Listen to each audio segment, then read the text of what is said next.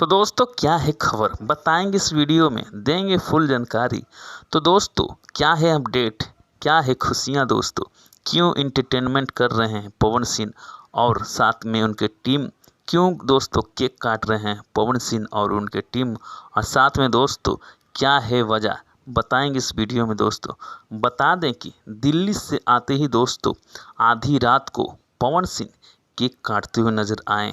तो दोस्तों क्या है खुशी का राज दोस्तों, इस वीडियो में बने रहिए और इस वीडियो को पूरा देखिए दोस्तों। हम बताएंगे बारीकी से अपडेट को।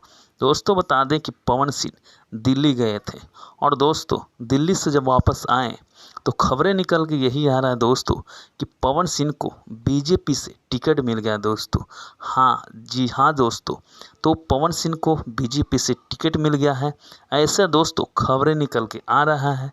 जिस कारण से दोस्तों पवन सिंह के साथ पूरे टीम देख सकते हैं कि खुशियां मनाते हुए नज़र आ रहे हैं दोस्तों। और दोस्तों बता दें कि यही खुशी का वजह है कि पवन सिंह आधी रात को केक काटते हुए नज़र आ रहे हैं।